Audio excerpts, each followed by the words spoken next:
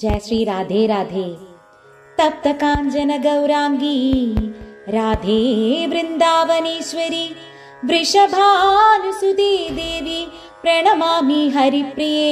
हे कृष्णा करुणा सिंधो दीनबंधो जगत्पदे गोपेशा गोपिका कांदा राधा कांदा नमोस्तुते।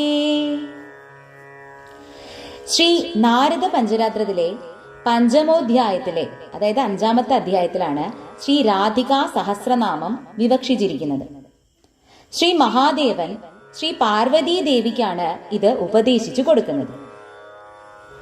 ശ്രീ പാർവതിവാച ദേവദേവ ജഗന്നാഥ ഭക്താനുഗ്രഹകാരക യദ്യസ്തി മയി കാരുണ്യം മയി യദ്യസ്തി തേ ദയാ യദ്യത്വയാ പ്രഗതിദം തത്സർവം മേ ശ്രുതം പ്രഭോ ഗുഹ്യാദ് ഗുഹ്യതരം യത്തു യത്തേ മനസി കാശതേ ത്വയാ ന ഗദിദം യത്തു യസ്മൈ കസ്മൈ കദാചന തന്മാം കഥയ ദേവേശ സഹസ്രം നാമചോത്തമം. ശ്രീരാധായാ മഹാദേവ്യാ ഗോപ്യാ ഭക്തി പ്രസാധനം ബ്രഹ്മാണ്ഡകർत्री ഹർत्री സാ കഥം ഗോപി ത്വമാഗതാ. ശ്രീ പാർവതി ദേവി പറഞ്ഞു, അല്ലയോ ദേവദേവ, ഭക്തന്മാരിൽ അനുഗ്രഹം ചൊരിയുന്നവനെ, അങ്ങയുടെ ഹൃദയത്തിൽ എന്നോട് അല്പമെങ്കിലും കാരുണ്യവും ദയവും ഉണ്ടെങ്കിൽ ദേവേശ ദയവു ചെയ്തെനിക്ക് ശ്രീ രാധികയുടെ ഉത്തമമായ സഹസ്രനാമങ്ങൾ പറഞ്ഞു തന്നാലും. ഇതുവരെ അങ്ങ് പറഞ്ഞു തന്നതെല്ലാം ഞാൻ കേട്ടു. മനസ്സിൽ പ്രകാശിക്കുന്ന ശുദ്ധാതിശുദ്ധമായ ആ രഹസ്യം കേൾക്കാൻ ആഗ്രഹമുണ്ട്. ഇതിനു മുമ്പ് ഒരിക്കലും അങ്ങ് ഇത് പറഞ്ഞിട്ടില്ല. മഹാദേവിയും ഗോപികയുമായ ശ്രീ രാധികയുടെ സഹസ്രനാമങ്ങൾ എപ്രകാരമാണ് ഭക്തിയുടെ മാർഗമായി തീരുന്നത് എന്നും ബ്രഹ്മാണ്ഡകർത്തിയും ഹത്രിയുമായ രാധാറാണി എപ്രകാരമാണ് ഗോപികയുടെ രൂപത്തിൽ അവതരിച്ചത് എന്നുള്ളതും അങ്ങ് വിസ്താരമായി പറഞ്ഞു തന്നാലും. ശ്രീ മഹാദേവ ഉവാച ശൃണു ദേവി വിചിത്രാർത്ഥാം കഥാം പാപഹരാം ശുഭാം നാസ്തി ജന്മാനി കർമാണി തസ്യാനൂനം മഹേശ്വരി യദാ ഹരിശ്ചരിത്രാണി കുരുതേ കാര്യഗൗരവാദ് തദാ വിധാതൃരൂപാണി ഹരിസാന്നിധ്യ സാധിനി തസ്യാ ഗോപീത്വഭാവസ്യ കാരണം ഗദിദം പുരാ ഇദാനീം ശൃണു ദേവേശി നാംനാം ചൈവ സഹസ്രകം.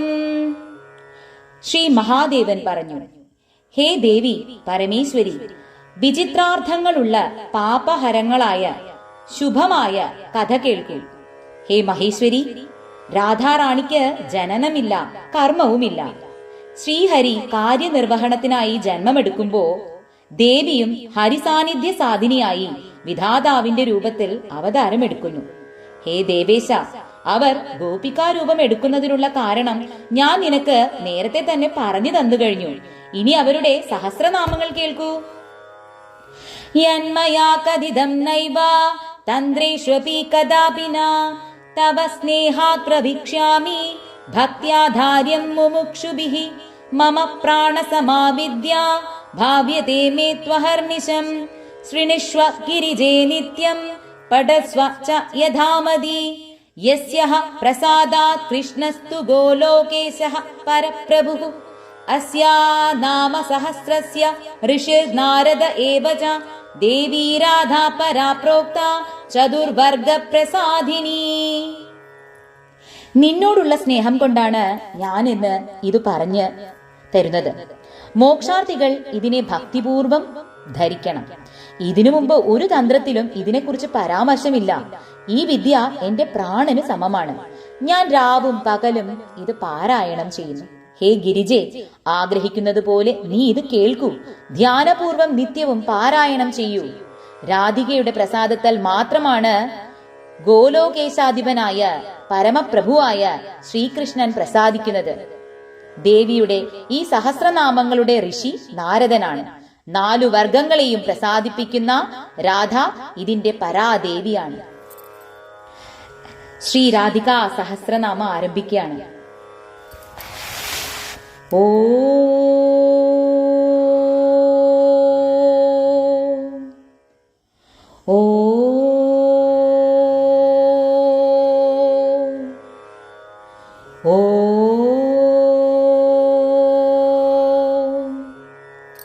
श्रीराधा राधिका कृष्णवल्लभा कृष्णसंयुता वृन्दावनेश्वरी कृष्णा प्रिया मदनमोहिनी श्रीमती कृष्णकान्दाज कृष्णानन्दप्रदायिनी यशस्विनी यशोगम्या यशोदानन्दवल्लभा दामोदरप्रिया गोपी गोपानन्दकरी तथा कृष्णाङ्गवासिनी हृद्या हरिकान्दा हरिप्रिया प्रधानगोपिका गोपकन्या त्रैलोक्यसुन्दरी वृन्दावनविहारी च विकासितमुखाम्बुजा गोकुलानन्दकर्त्री च गोकुलानन्ददायिनी गदिप्रदा गीतगम्या गमनागमनप्रिया विष्णुप्रिया विष्णुकान्दा विष्णोरङ्गनिवासिनी यशोदानन्दपत्नी च यशोदानन्दगेहिनी कामारिकान्दा कामेशि कामलालसविग्रहा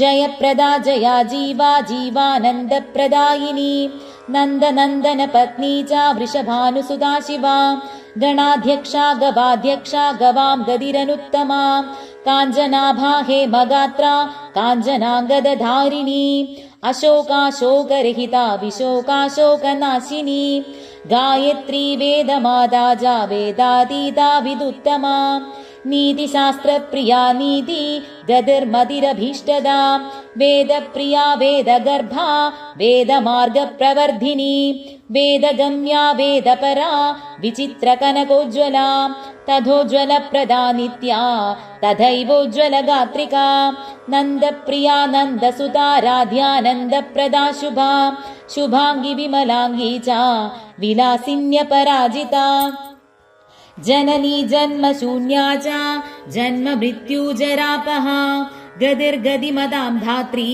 धात्रानन्दप्रदायिनी जगन्नाथप्रिया शैलवासिनी हेमसुन्दरी किशोरी कमला पद्मा पद्महस्ता पयोददा पयस्विनी पयोधात्री पवित्रा सर्वमङ्गला महाजीवप्रदा कृष्णकान्दा कमलसुन्दरी विचित्रवासिनी चित्रवासिनी चित्ररूपिणी निर्गुणा सकुलीना च निष्कुलीना निराकुला गोकुलान्दरगेहा च योगानन्दकरी तथा वेणुवाद्या वेणुरतिर्वेणुवाद्यपरायणा गोपालस्य प्रिया सौम्यरूपा सौम्यकुलोद्वहा मोहा मोहा विमोहा च गदिनिष्ठा गदिप्रदा गीर्वाणवन्द्या गीर्वाणा गीर्वाणगणसेविता ललिता च विशोका च विशाखा चित्रमालिनी जितेन्द्रिया शुद्धसत्त्वा कुलीना कुलदीपिका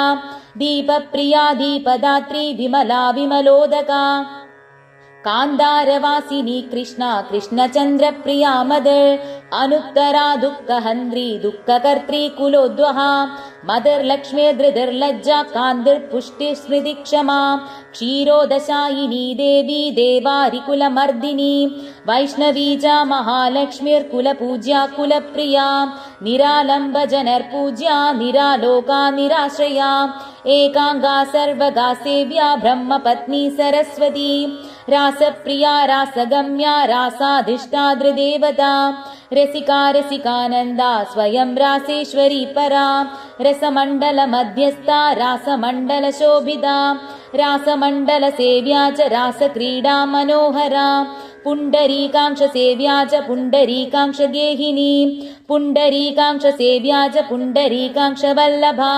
सर्वजीवेश्वरी सर्वजीववन्द्या परात्परा प्रकृति शम्भुकान्दा च सदा शिवमनोहरा क्षुत्पिपासा दया निद्रा भ्रान्त शान्ति क्षमाकुला बधुरूपा गोपपत्नी भारती सिद्धयोगिनी सत्यरूपा नित्याङ्गी नित्यगेहिनी स्थानदात्री तथा धात्री महालक्ष्मीर्स्वयं प्रभा सिन्धुकन्या स्थानदात्री द्वारकावासिनी तथा बुद्धिर्स्थितिस्थानरूपा सर्वकारणकारणा भक्तिप्रिया भक्तगम्या भक्तानन्दप्रदायिनी भक्तकल्पद्रुमातीता तथातीता गुणा तथा मनोधिष्ठादृदेवी च कृष्णप्रेमपरायणा निरामया सौम्यदात्री तथा मदनमोहिनी एकानंशा शिवा क्षेमा दुर्गा दुर्गदिनाशिनी ईश्वरी सर्ववन्द्या च गोपनीया शुभंकरी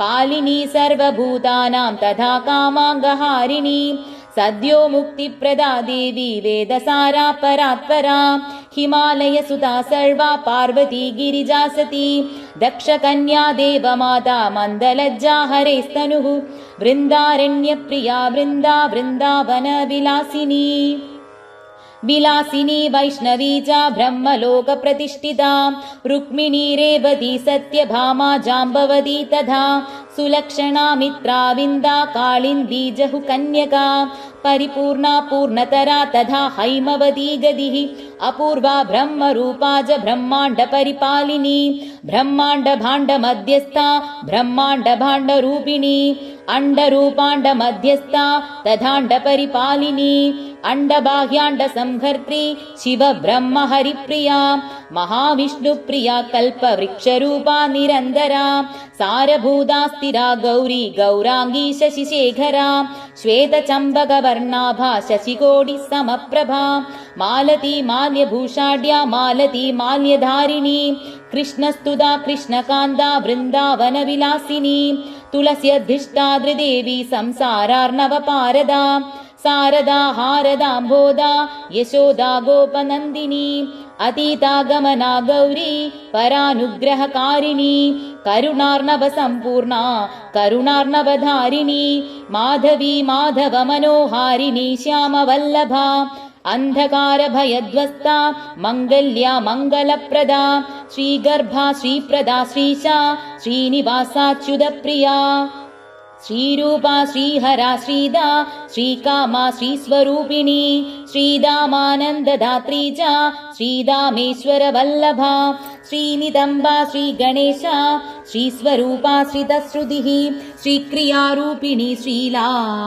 श्रीकृष्णा भजनान्विता विभावरी वेत्रवती सङ्गडा कुडिलालका नारायणप्रिया शैला सुकणी परिमोहिता हक्पादमोहिता प्रातराशिनी नवनीतिका नवीना नवनारी च नारङ्गफलशोभिता हैमी हेममुखी चन्द्रमुखी शशि सुशोभना अर्धचन्द्रधरा चन्द्रवल्लभा रोहिणी तमिः तिमिङ्गलकुलामोद मत्स्यरूपाङ्गहारिणी कारिणी सर्वभूतानां कार्यातीता किशोरिणी किशोरवल्लभा केशकारिका कामकारिका कामेश्वरी कामकला कालिन्दी कुलदीपिका कलिन्दतनया तीरवासिनी तीरगेहिनी कादम्बरी पानवरा कुसुमामोदधारिणी कुमुदा कुमुदानन्दा कृष्णेशी कामवल्लभा तर्काली वैजयन्ती जनिम्बदाडिमरूपिणी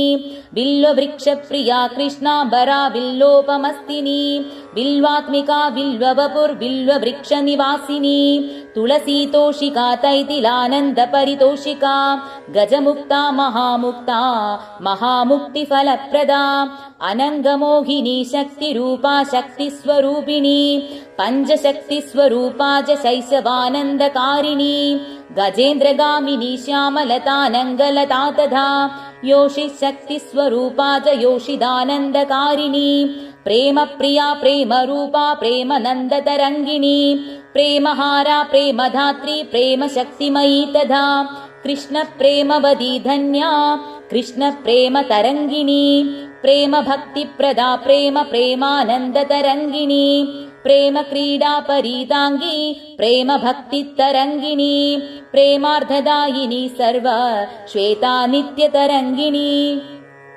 हावभावान्विता रौद्रा रुद्रानन्दप्रकाशिनी कपिला शृङ्खला केशपाशसम्बन्धिनी खडी कुडीरवासिनी धूम्रा धूम्रकेशा जलोदरी ब्रह्माण्डगोचरा ब्रह्मरूपिणी भवभामिनी संसारनाशिनी शैवा शैवलानन्ददायिनी शिशिरा हेमरागाढ्या मेघरूपादिसुन्दरी मनोरमा वेगवती वेगाढ्या वेदवादिनी दयान्विता दयाधारा दयारूपा सुसेविनी किशोरसङ्गसंसर्गा गौरचन्द्रानना कला कलाधिनादवदना कलानादादिरोहिणी पिरागकुशला हेम पिङ्गला हेम मण्डना भाण्डीरतालवनगा कैवर्ती पीवरीशुकी शुगदेव गुणातीत शुगदेव प्रिया सखी विगलोत्कर्षिणी कोशा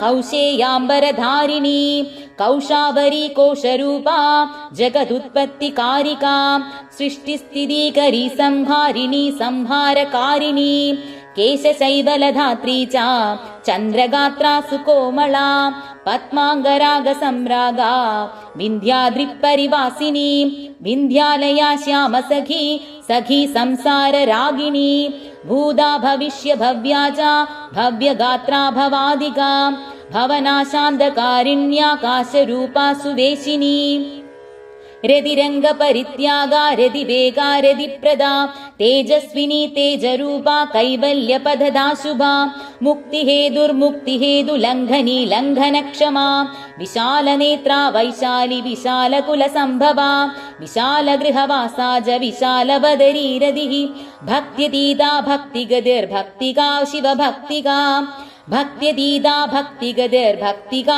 शिवभक्तिदा शिवशक्तिस्वरूपा च शिवार्धाङ्गविहारिणी शिरीशकुसुमामोद शिरीशकुसुमोज्ज्वला शिरीशमृद्वी शैरीशी शिरीशकुसुमाकृतिः वामाङ्गहारिणी विष्णोर्शिवभक्तिसुखान्विता विजिता विजितामोद गगना गणतोषिता हयास्या हेरम्भसुधा गणमाधा सुखेश्वरी दुःखहन्त्री दुःखहरा सेविते सिद सर्वदा सर्वज्ञत्वविधात्री च कुलक्षेत्रनिवासिनी लवङ्गा पाण्डवसखी सखी मध्यनिवासिनी ग्राम्या गीता गया गम्या गमनातीतनिर्भरा सर्वाङ्गसुन्दरी गङ्गा गङ्गाजलमयी तथा गङ्गेरिता पूतगात्रा पवित्रकुलदीपिका पवित्रगुणशीलाढ्या पवित्रानन्ददायिनी पवित्रगुणसीमाढ्या पवित्रकुलदीपनी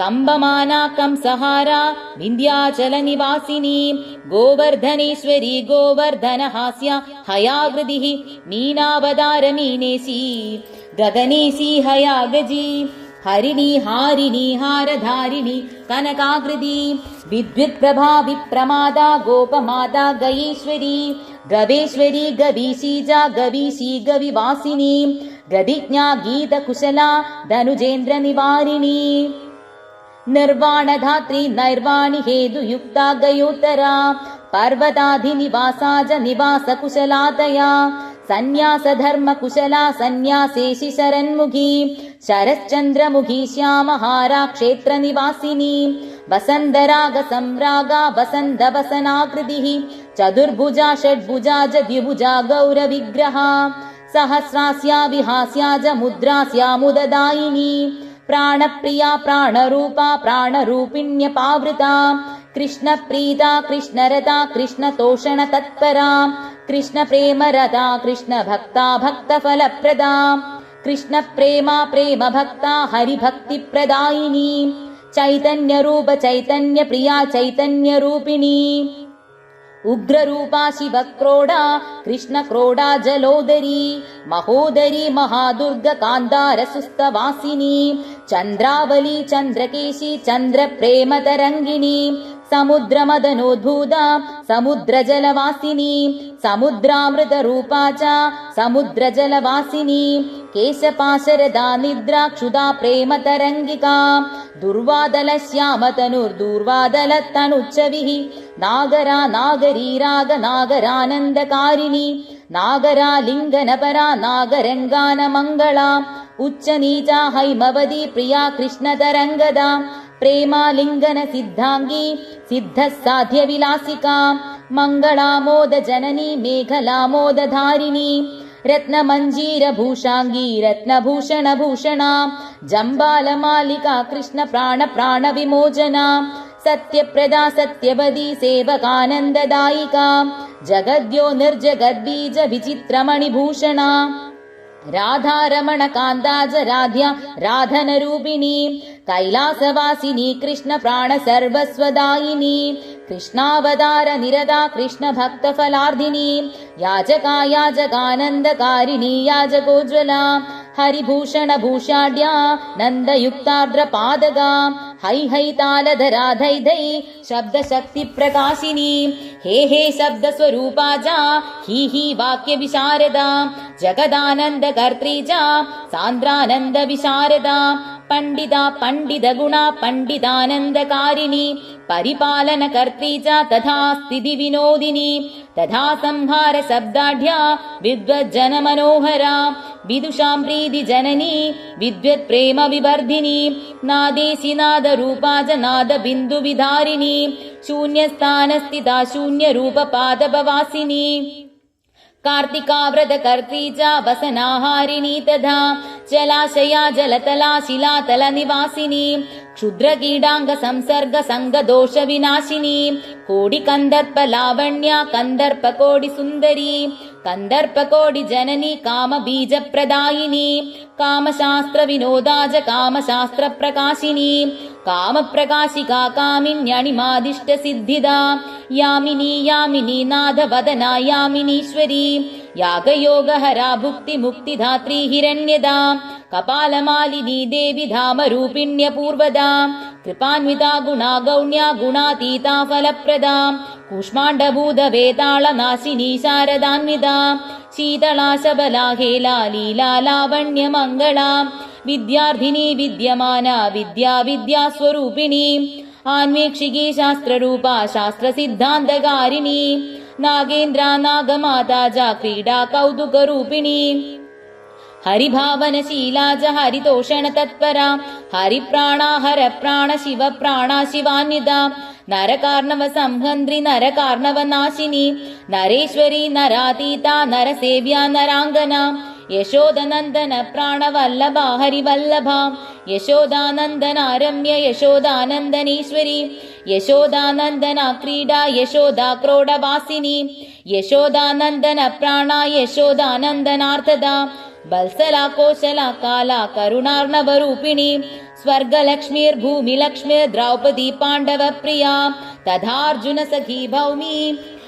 भैमी भीमकुलोद्वहा भुवना मोहनाक्षीणा पानसक्तधरा तथा पानार्धिनी पानपात्रा पानपानन्ददायिनी दुग्धमद्धनकर्माढ्या दधिमद्धन तत्परा दधिभाण्डार्दिनी कृष्ण क्रोधिनी नन्दनाङ्गना घृतलिप्ता तक्रयुक्ता यमुना पारकौतुका विचित्रकथका कृष्ण हास्य भाषण तत्परा गोपाङ्गना वेष्टिता च कृष्ण संगार्धिनी तथा रासासक्ता रासरति रासवासक्त वासना हरिद्रा हरिताहारिण्यानन्दार्पि च चेतना निश्चैतन्या च निश्चेता तथा दारु हरिद्रिका सुबलस्य सा कृष्ण भार्या भाषादिवेगिनी श्रीदामस्य सखी दामदामिनी दामधारिणी कैलासिनी केशिनी च हरिदम्बरधारिणी हरिसान्निध्यदात्री च हरिकौतुकमङ्गला हरिप्रदा हरिद्वारा यमुना जलवासिनी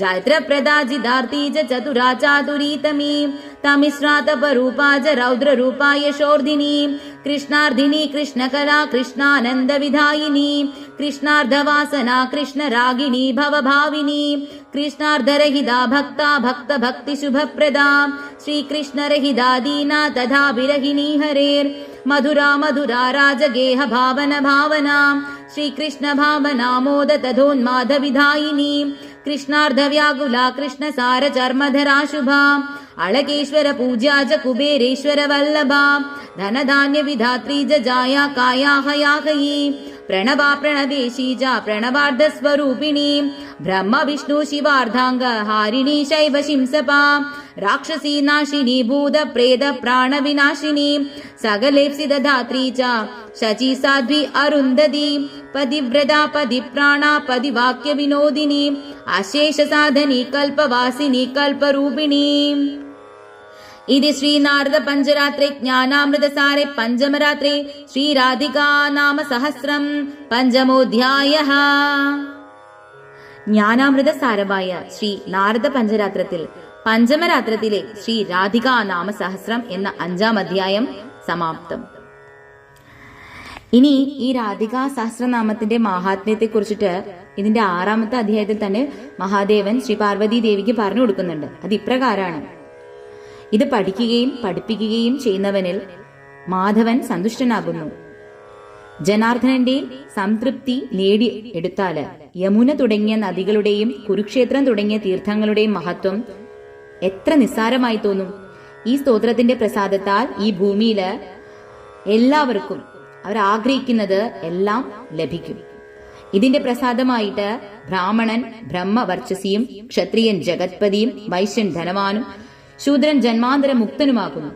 ബ്രഹ്മഹത്യ, മദ്യപാനം, കളവ് തുടങ്ങിയ പാപങ്ങൾ ഇതിന്റെ പ്രഭാവത്താൽ നശിക്കുന്നു. ഈ സഹസ്രനാമത്തിന്റെ പ്രഭാവത്താൽ മുക്തി ഉടനടി ലഭിക്കുന്നു. അതിന് യാതൊരു സംശയമില്ലെന്നാണ് മഹാദേവൻ ശ്രീ പാർവതി ദേവിയോട് പറയുന്നത്. ലോകത്തിൽ ഒന്ന് തന്നെ രാധികാ സഹസ്രനാമത്തിന് തുല്യമായിട്ട് ഇല്ല. സ്വർഗത്തിലും പാതാളത്തിലും പർവ്വത പ്രദേശങ്ങളിലും ജലത്തിലും ഇതിനേക്കാൾ ശുഭമായ ഒരു സ്തോത്രമില്ല. ഇതിനേക്കാൾ ശ്രേഷ്ഠമായ മറ്റൊരു തീർത്ഥവുമില്ല. അപ്പോ എല്ലാവരും രാധികാ സഹസ്രനാമം ചൊല്ലാനായിട്ട് ശ്രമിക്കുക. മറ്റൊന്നുകൂടി ഉണ്ട്. ഏകാദശി ദിവസം ശുദ്ധിയോടുകൂടി നിയന്ത്രിത ചിന്തയോടുകൂടി ഇത് ചൊല്ലുകയോ കേൾക്കുകയോ ചെയ്യുന്നവന്റെ സകല ആഗ്രഹങ്ങളും സാധ്യമാകും. ദ്വാദശി നാളിലോ വെളുത്ത വാവിന്റെ അന്നോ തുളസിയുടെ മുന്നിൽ വെച്ച് ഇത് വായിക്കുകയും കേൾക്കുകയും ചെയ്താല് അവന് അശ്വമേധം, രാജസൂയം, ബാർഹസ്പത്യം, അതിരാത്രം, അഗ്നിഷ്ടോമം, മറ്റ് യജ്ഞങ്ങൾ ഇവിടെ എല്ലാം ഫലമാണ് ലഭിക്കുക. കാർത്തിക നാളില് അഷ്ടമിയിലും ഇത് വായിക്കുകയും കേൾക്കുകയും ചെയ്യുന്നവൻ സഹസ്രയുഗങ്ങളോളം, അതായത് കൽപ്പാന്തങ്ങളോളം വൈകുണ്ഠത്തില് വസിക്കുന്നു. ആ സാധകന് ബ്രഹ്മാവ്, ശിവൻ, വിഷ്ണു എന്നീ ദേവന്മാരുടെ ലോകത്തിൽ സാലോക്യ മുക്തിയും പ്രദാനം ചെയ്യുന്നു. പിന്നെ ഗംഗാ തീരത്ത് വെച്ച് ഇത് വായിക്കുകയോ കേൾക്കുകയോ ചെയ്യുന്ന സാധകൻ വിഷ്ണുവിന്റെ സാരൂപ്യ മുക്തി നേടിയെടുക്കുന്നു. രാധാ സഹസ്രനാമ രൂപിണിയായ നദി ത്രൈലോക്യത്തെ, ത്രിലോകങ്ങളെയും പവിത്രമാക്കുന്നു. അതുകൊണ്ട് തന്നെ രാധയുടെ ഈ അമൃത നിറഞ്ഞ നാമങ്ങള് എല്ലാവരും പഠിക്കാനും അത് കേൾക്കാനും ശ്രമിക്കുക. ഈ സ്തോത്രം ചൊല്ലാൻ നിങ്ങൾക്ക് സാധിച്ചില്ലെങ്കിൽ ഇത് ദിവസവും കേൾക്കാനെങ്കിലും ശ്രമിക്കുക.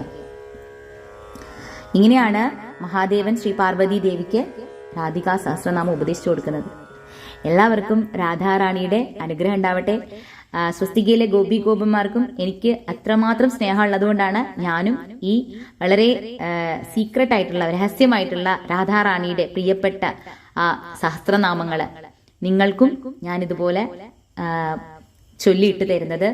എല്ലാവരും കേൾക്കാൻ ശ്രമിക്കുക. എല്ലാവർക്കും രാധാറാണിയുടെയും ഭഗവാന്റെയും അനുഗ്രഹം ഉണ്ടാവട്ടെ. എല്ലാവർക്കും മാധുര്യ പ്രേമഭക്തി ലഭിക്കട്ടെ, ബ്രഹ്മാനന്ദം ലഭിക്കട്ടെ. സർവം കൃഷ്ണാർപ്പണമസ്തു. ജയ ശ്രീ രാധേ രാധേ.